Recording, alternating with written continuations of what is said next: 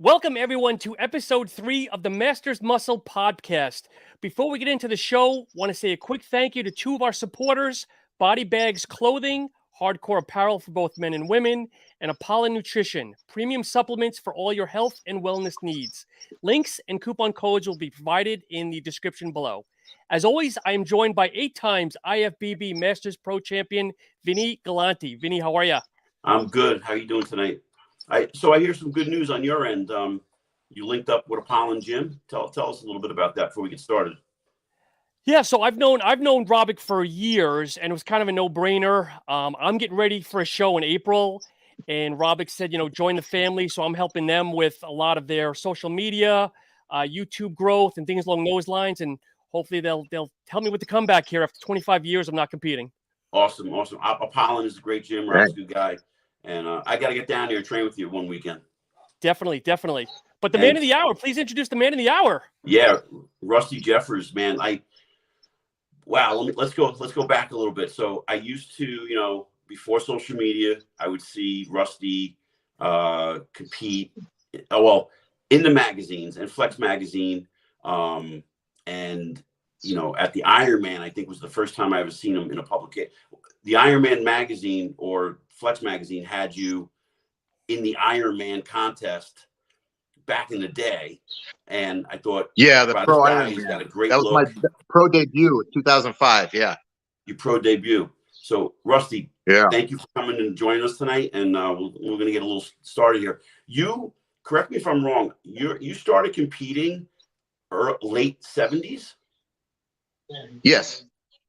What was your first? My show? first show, I think it was like the Mr. Tucson, and Carlos Rodriguez was running it, and it was like in 1977 or something. Wow, how old were you? I think I was 14 at the time. 14. Wow. Because my first contest was 1984, and I was 16. And I see our stats. You turned pro in 2004 at the Masters Nationals, and I turned pro in 2008 at the Masters Nationals. And I thought it was kind of ironic how you're on the West Coast and I'm on the East Coast. We never met, and then here we are today. So tell us a little bit about, how did you get involved in bodybuilding? I had some uncles who were real strong, big men. They used to play, college football, and one of them played football for the Air Force or, the Navy or one of those big ones. And so they were always showing me how to lift when we would go to family things and stuff, So I was like, oh, this is a cool thing. And so I just sort of started branching out with it. And then, I ended up, you had to be like 16 years old to get into the gym at the YMCA and stuff. Right. And I would sneak in there until they figured out how old I was, and they'd kick me out, and then I would go sneak into the high school gyms at the time, and they go, hey, are you going to be a freshman next year? And I'd be like, oh yeah. And really I was just in junior high. So they found that out and they kicked me out of that gym. And so I was like, okay, well, I got to figure out how to train. So I used to just build gym equipment out of wood. My first gym set was a preach curl and a squat rack and a bench press, all made out of 2x6s and stuff. That's so cool. And I think that's cool. But that's how I got my start. So yeah, when you were doing that, well, here's the deal. I was always in sports. I was always like in football or something like that, or wrestling, something real physical. And I was always like better at training for the sport than I was the actual sport, So I was I used to like lifting in weights, just, and the only reason I was on the football team in the first place was so I could get in the weight room. Okay. But, then anything, my dad they used to take me to Olympic lifting. I used to do some Olympic lifting early on. And, then I saw the bodybuilding and I was hooked. I was like, oh, this is cool. I got to do this, What were your first inspirational bodybuilding? Like, who inspired you? Because you pose a very unique way. It's a combination to me. It's fluid, it's classy, it's classical. You just know how to transition and that comes natural. How did you get into that? Well, I watched like some of the guys in the gym. Like I used to train at the when I was a teenager, I trained at the Tucson Health Studio in Tucson, where Carlos Rodriguez and Marlon Darton were training. And I used to watch everything those guys did, and then Carlos was getting ready for the Mr. Universe at the time. I think like it was 1978 or 79, Mr. Universe. And so I would go in the back room and watch him pose. And he used to call me Jeffrey because he had a heavy accent and he couldn't say Jeffers, I guess. So he'd say, Jeffrey, you do it, you do this. And I'd come over and he would say, no, not like that, like this, And so he kind of took me under his wing a little bit and showed me kind of how to pose. And back then, posing was like a 30 year score pretty much. So you had to be proficient at it. Right. So I think people spend a little more time on it and a little more effort into it than they do today. Because today seems like, at the Olympia, it's just banging out the mandatories, and, not so much in the free posing rounds, but it's a lost art. Yeah, kind of. But, the classic guys are still doing it. Yeah. Oh, I see a lot of the classic guys posing with poses that don't suit them. They're doing it just to fit. It's like you really got to look at your physique and decide you have to have a big arsenal of poses that you know how to do. You got to try a lot of different things to find out what looks good on you, and that's kind of where I have a knack at it, because for some reason, it's like I'm a perfectionist when it comes to the pose. And it's like, okay, let's say you're trying to do some kneeling Bob Paris type of pose, right? It's supposed to look a certain way. If you got your foot in the wrong place, you're not leaning enough in the right direction, it's going to look awkward. And my theory is you take the awkward out of the poses and you're left with nothing but the best. A lot of guys today don't put that final, don't dot the I and cross the T with the final detail of the pose, as you're saying. And I agree with you. And to me, it's frustrating a little bit. Like, if you just moved your foot one way, the pose would have been looking so much better. Yeah, true.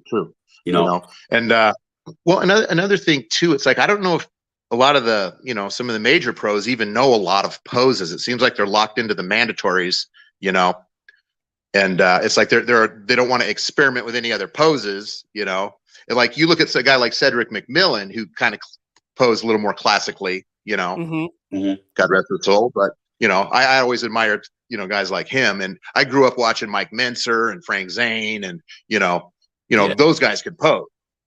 Yep. Rusty, when you're putting together a routine, do you pick the music first and then routine to that? Or do you practice the routine and then figure, am I going to add music to that? Which comes first?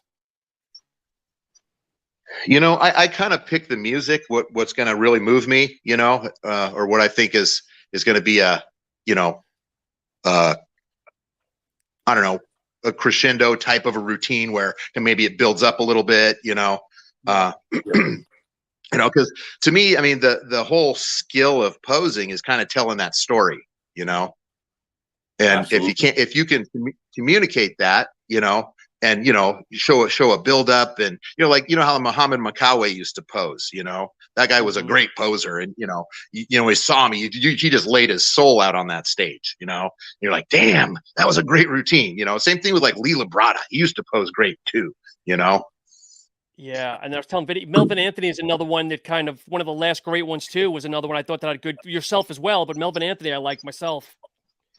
Yeah, he did a lot of good classical type of poses and stuff. It's like you got to know your angles. And I think some people forget about that. It's like you need to hit the pose just right at the proper angle. To make sure it's right. Yeah, and foot position is key because I mean, think about it. Remember when Sean Roden beat Sean Ray for the Olympia? You mean Phil Heath? A few years back. You mean Phil Heath? Well, Sean Roden beat Phil Heath? Right. Sorry. Anyhow, yeah, that's okay. That was a classic leg position thing. It's like every time Sean Roden did a pose, it looked aesthetically pleasing. And then like when you get to Phil Heath with his ab shots and stuff and keeps his legs so wide, it just took away from the pose. He just didn't look as good, Yeah. So, I mean, your foot placement has so much to do with how your body looks. And it seems like nowadays everyone wants to keep their feet at least a yard apart, And it's interesting. And it's interesting. I don't think it makes them. I don't think it makes them look that much more aesthetically pleasing. They're not going to lose any size by pulling their legs in a couple more inches, you know. And I know that's changed a lot too. If you got it, you got it. Big thing with this Olympia, where everybody looked like they're almost riding a horse. Where I know people say that back when Wayne D'Amelio was running the show, it was like feet 6 inches apart, nothing more than that. Right. But I mean, you can look at the balance of a pose. You look at someone just standing in the front relaxed, and you can see, you know, when their feet are too wide, it just makes them look just a little bit awkward, you know? They all look awkward, yeah. You know, I remember standing when you and I were competed together at the Masters Legion in the 212 division, and I knew of you. I knew what you were bringing to the table, but to watch you, because I always touted myself as a good poser. But now that I don't know if you know this, but I had major shoulder surgeries. I have 14 anchors throughout my shoulders. So I can't do a lot of the poses that I used to do. And watching you pose, it was like just an art form on stage. And I got to tell you, like, you inspired me to put a better posing routine together after that. And I thank you for that. You're welcome. So wait, who won that show? I've had my own shoulder problems too. I've had 4 different shoulder surgeries myself. I have torn both rotator cuffs, labrums, had impingement surgery. I mean, I've had 2 on each side, you know? Yeah. So I feel your pain. You have anchors? Yeah, I got a couple of anchors. Yeah, so you understand. So what's next for you? You know, oh, Rusty, we lost you. I still need to put my application. You're breaking up, Rusty. Breaking up? Let me go back to where I was. I'm up here in my home gym. Okay, there you go. We got your back. Vinny, ask again. Okay, well, here's the thing. I would like to do the Masters Olympia if I accept it, because I need to put my application in, you know. But I already got my pro card for 23, so that's good. So I just put together the application and you know send it in, you know. But that's the show I would love to do, would be the master. I'm sure anybody who's a master, that's the goal, you know. Absolutely, yeah. Get on stage at an Olympia. So that's what you're planning on next, is the Masters O? Yes. But if I don't get an invite, probably go back to the World Gary show. Gotcha. Yeah, that was a good show last year. Yeah. I came in off last year. I dealt with a broken hand training, and I just probably should not have competed at all because it was hard to train. Yeah. But, how do you feel with how can I, the way everything is changing, and like, you know, you have classic and you have bodybuilding, and we're going back and forth with, like, saying like the guys stand too wide in bodybuilding, and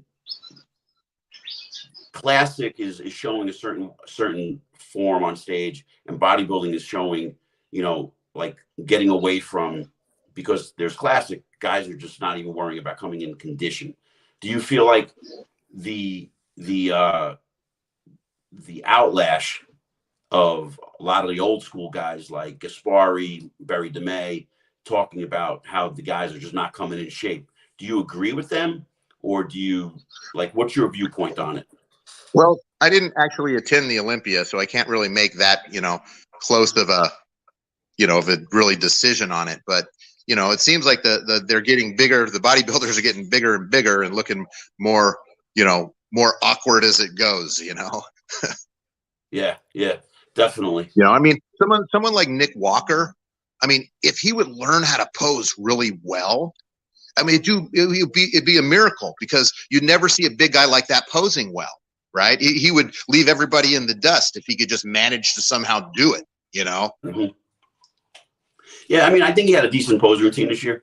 He did the best he could. He actually showed up with something.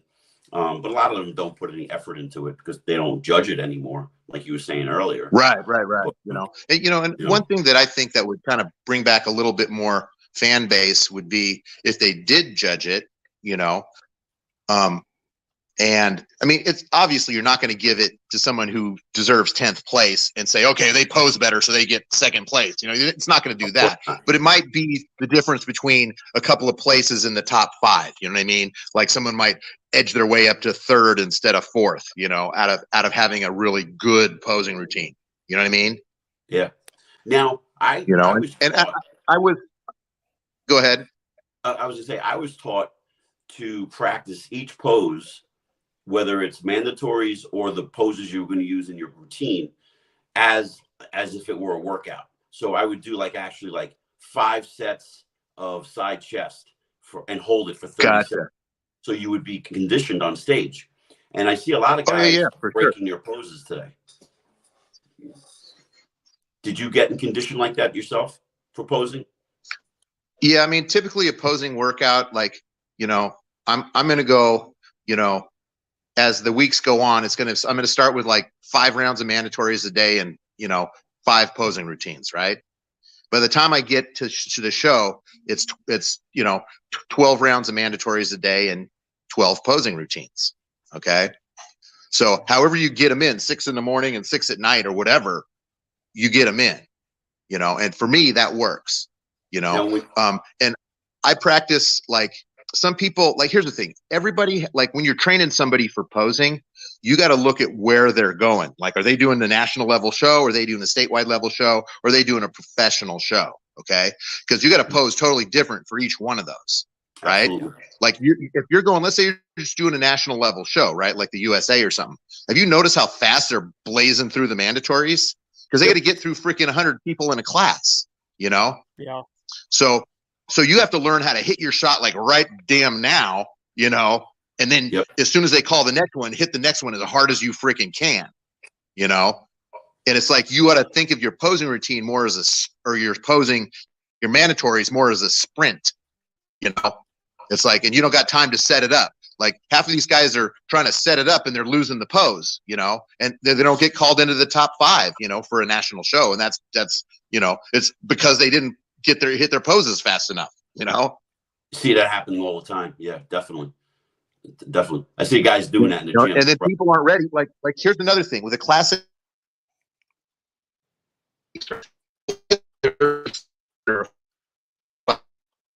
Yep, we lost you again, Rusty.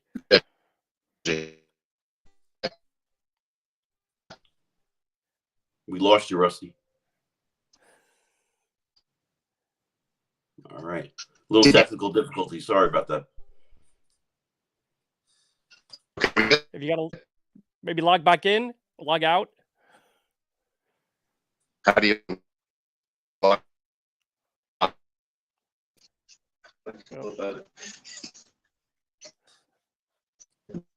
Rusty, you might want to log out and then log back in. So Vinnie, to update everybody as we're waiting for Rusty to come back in, the latest word on the street is the lineup for the Masters O will be announced on the 24th of April, correct? I think that's the date where everyone will know who's in and who's not. Monday, April 24th, the list comes out and who's invited.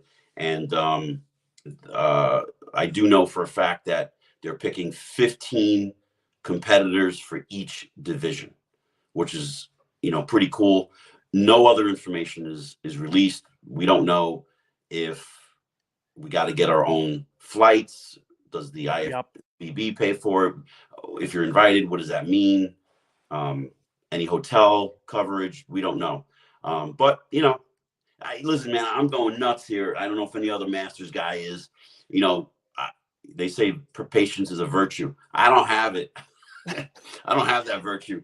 It's like, you know, we don't know why they're waiting until April 24th, but I'm sure they have a sound reason. Maybe they're waiting to hear back on some of the former pros that used to compete. Maybe they're giving them a timeline of having an off season, if you will.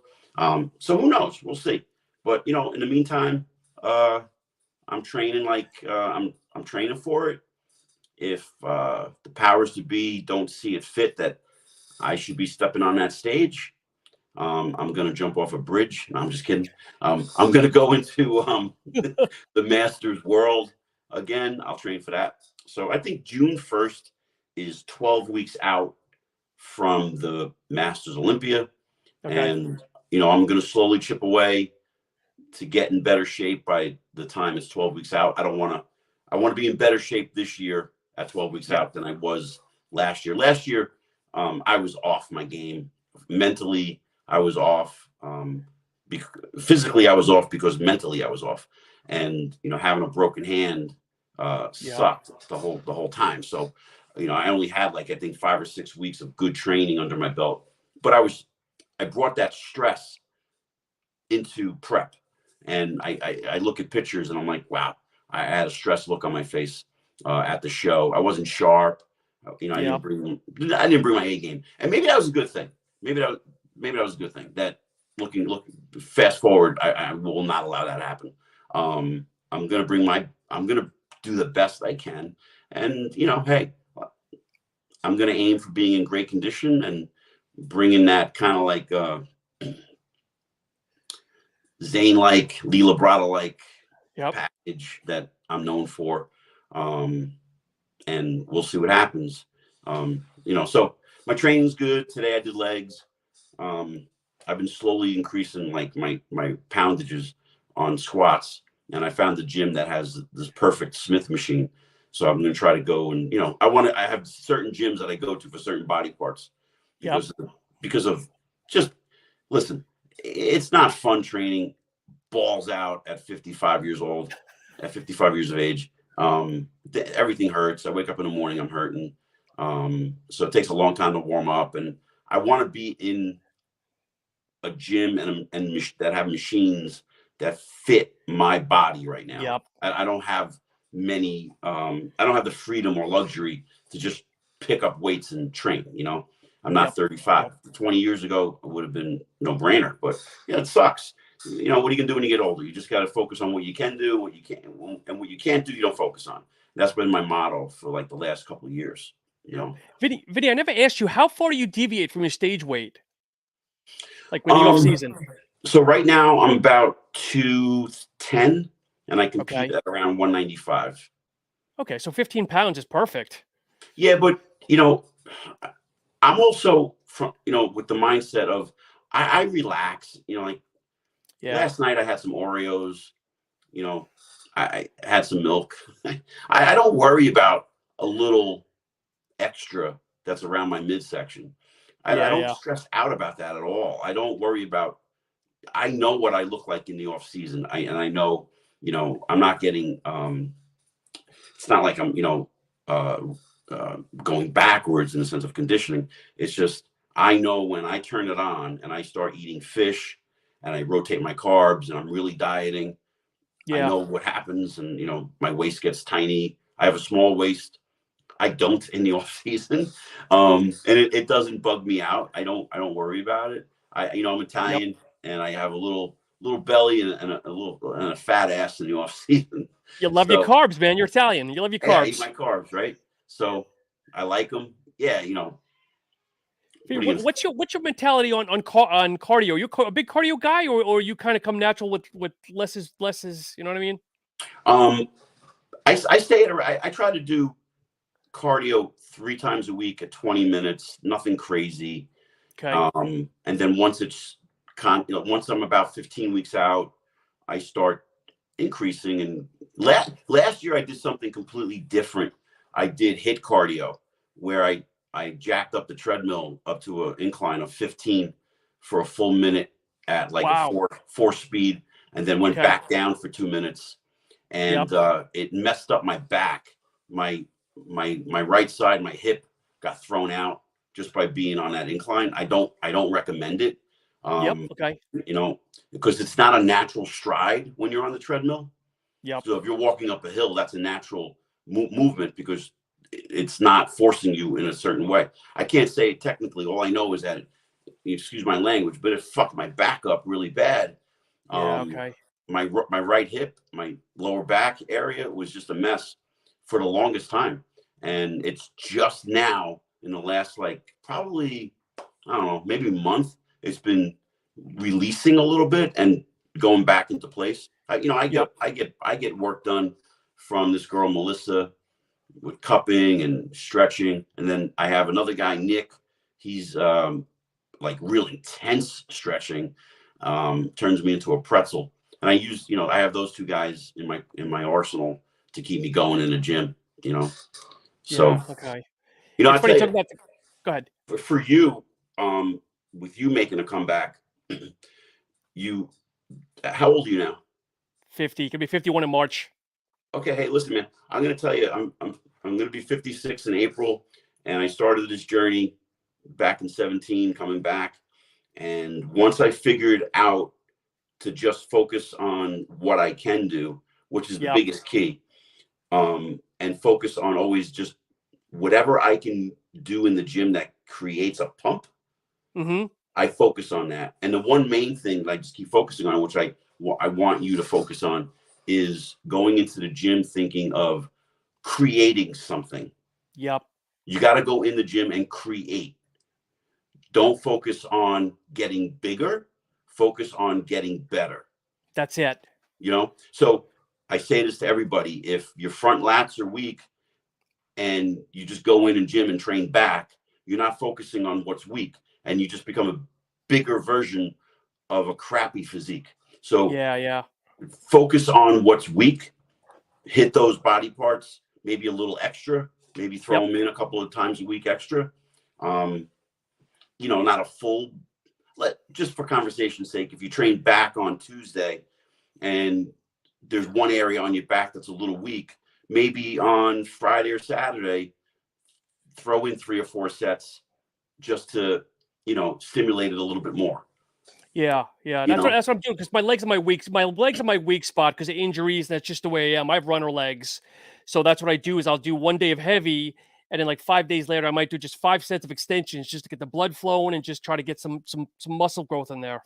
See, at our age, I don't think we should have days that are determined heavy days or light days.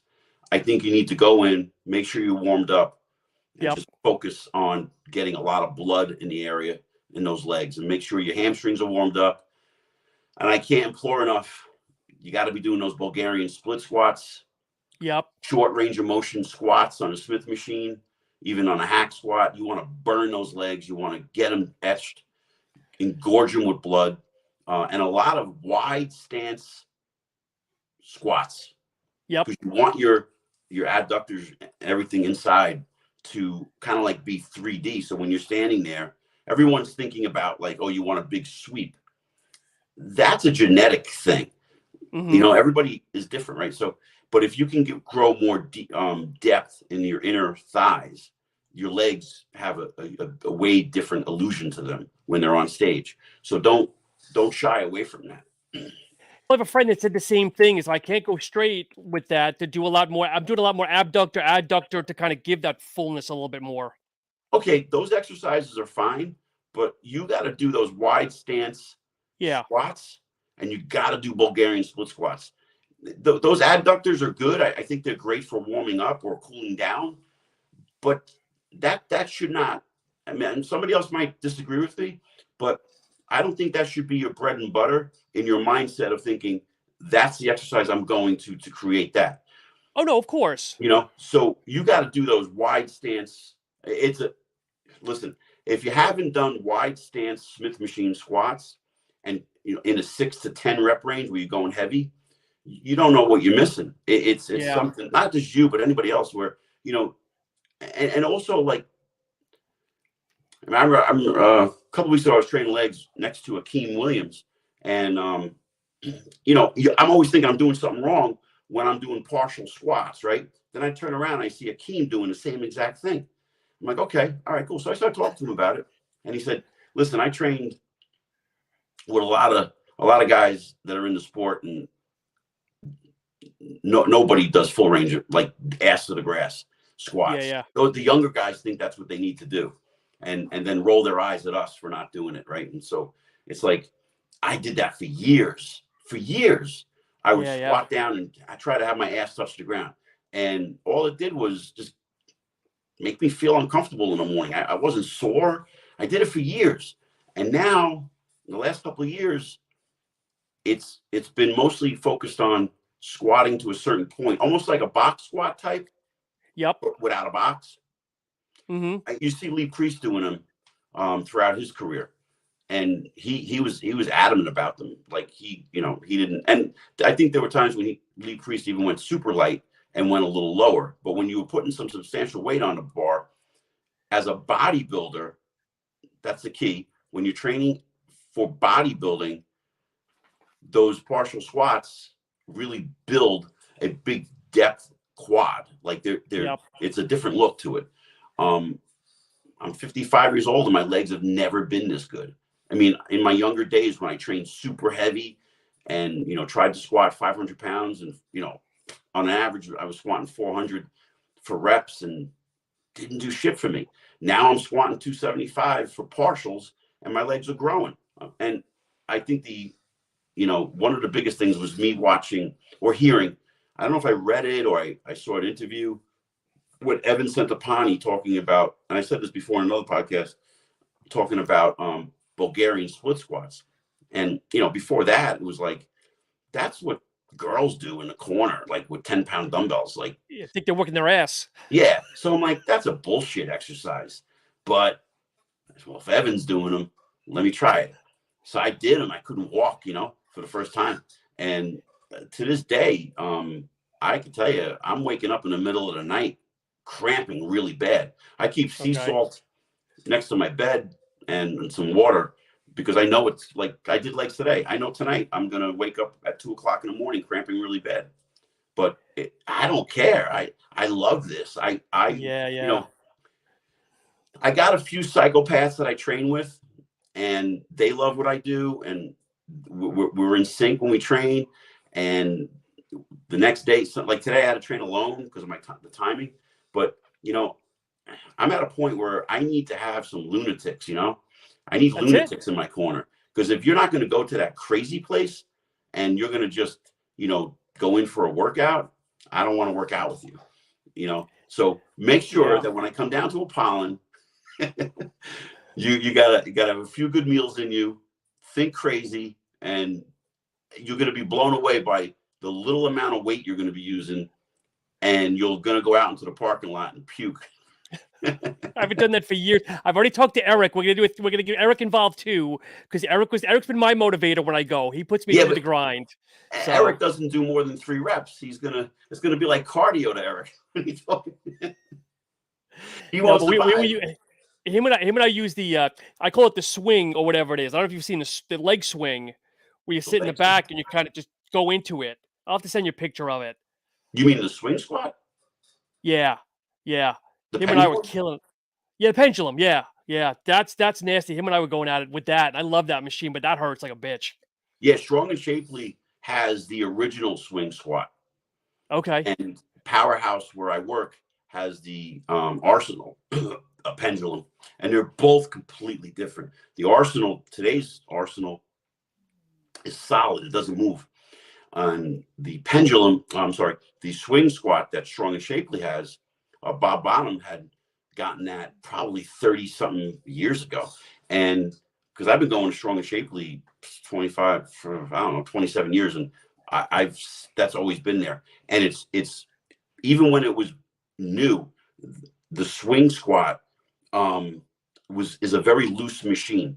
So when you put the weights on it, it's like wobbly. So you have to balance that. It's a completely different mechanism. It's a different way of doing the exercise. And I find when I do the pendulum, the less weight I use, the more I get out of it. And the more weight I use on the swing squat, the more I get out of that. Because I think Eric and I might have had like a 45 and a 25 on the pendulum when we were kind of struggling. Yeah, some of the pendulums are difficult. You turn on Instagram or YouTube and you see these guys banging away with 3 or 4 45s on each side. I think a lot of them are doing it just for a set, just to do a video. Or there's a fake one in the middle. So yeah. But even like for me, like it's a pain in the ass.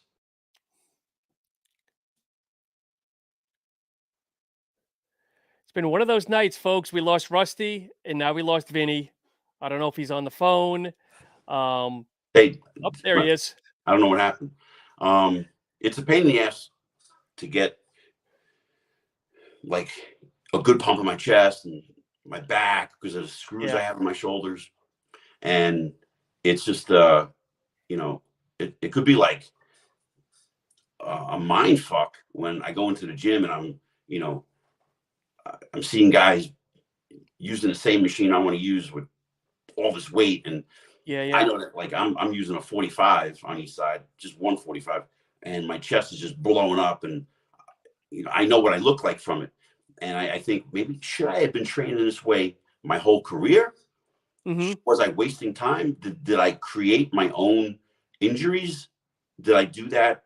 You know, was it from wear and tear over the years, or just being stubborn to come into the realization like you don't need to train that way? You know, I gotta tell you, so many times I'm like, wow, man, I'm getting a great workout, and the dude over there is, you know, he's dumbbell pressing 110s. I'm like, fucking idiot over here. And that's the day I got hurt. I knew that 70-pound dumbbell presses were my threshold. And this particular day, 70s felt like butter. They were just moving up and down so smooth. I'm like, all right, let me go 75s. Easy 10. Well, let me do 80s. Easy. Let me do 85s. Idiot here grabs the 90s because the 85s were being used. And on the fifth rep, I had it up.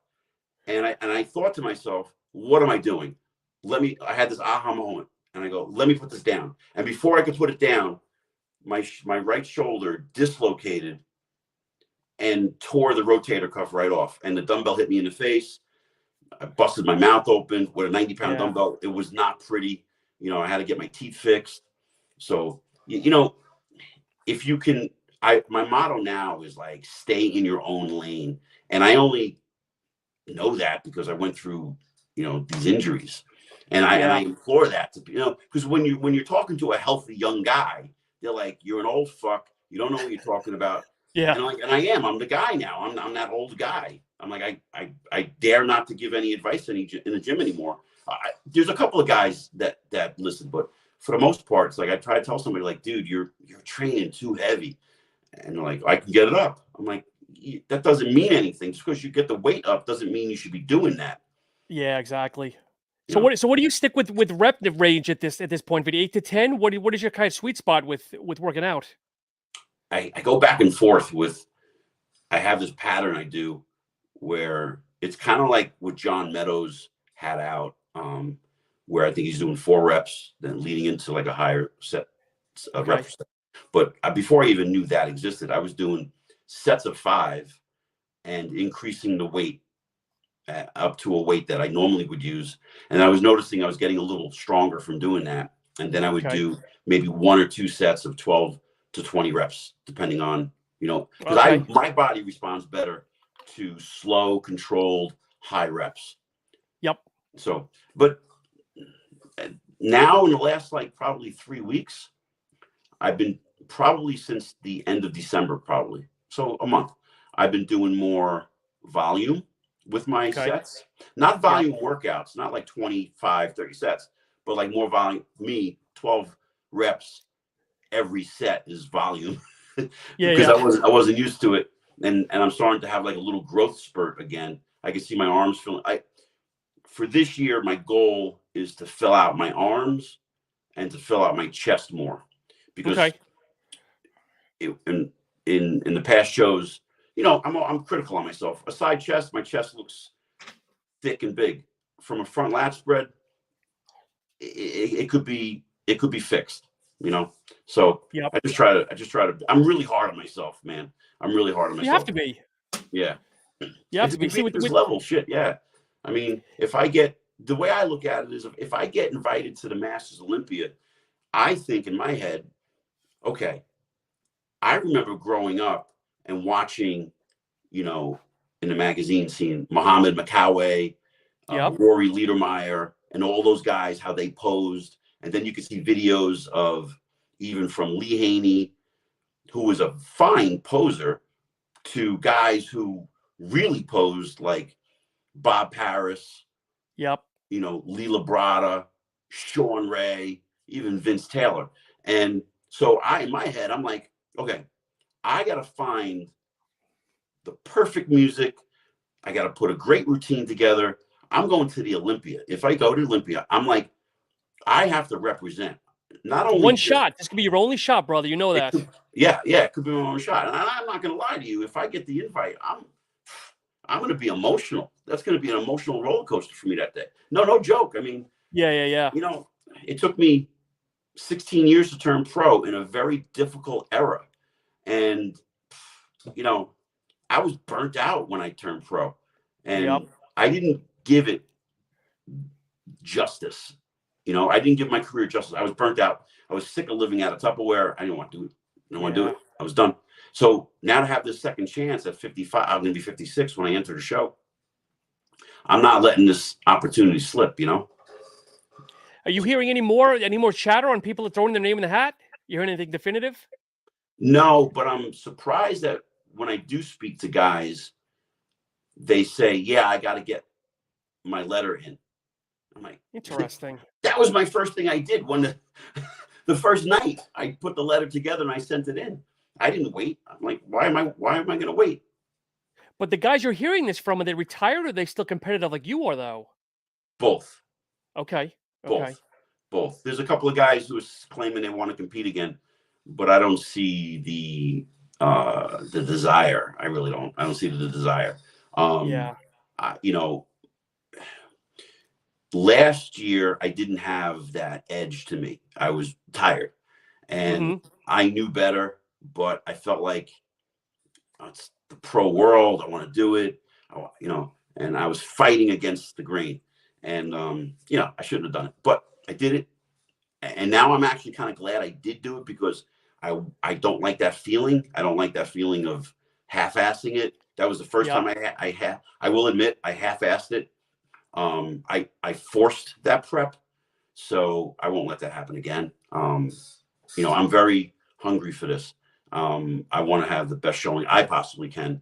My mindset is just do the best I can. I'm staying in my own lane. I don't care who shows up. If I think about that, I can think how great they are and, be scared. But I don't want to go in that route. So at this point in your life, Vinny, do you have a coach, a nutritionist, or are you kind of self-sufficient at this point in the game?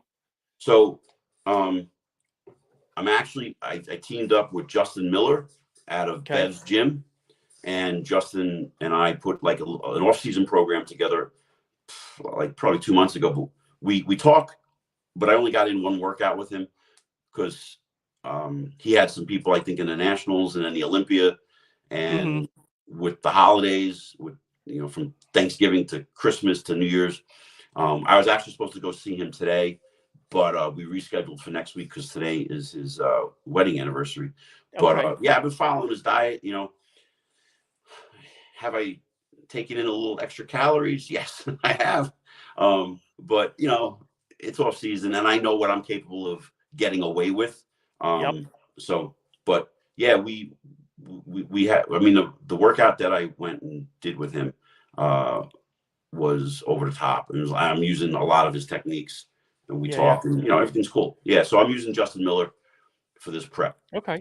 Last year, I worked with Dom Cardone. He was fantastic, and the first guy that worked with me back in 2019 was Jamie. Now Jamie, that was out of Apollon. Oh, yeah. Okay. Yep. Yeah. So, I owe a lot to those guys, just help me out and get me back on track. And I always wanted to work with Dom, and I always wanted to work with Justin.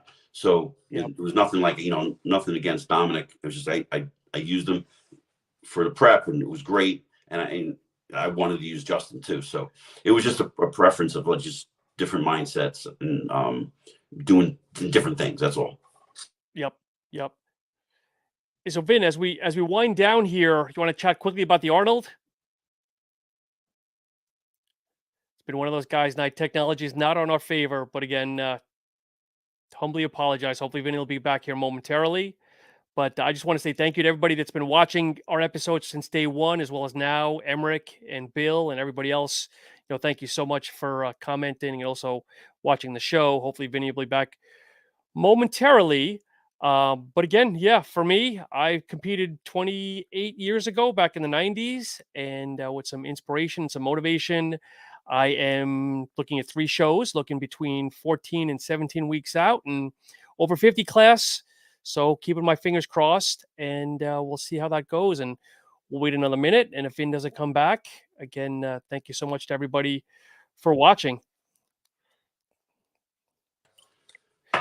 We'll wind down here, Vin. Technology's not on our side tonight. Yeah, no, maybe it's yeah, I don't know. Just what I was saying the Arnold. Obviously, you want to give a quick talk about the Arnold here. Your thoughts on we finally getting some good competitors in it. Any thoughts on the Arnold coming up?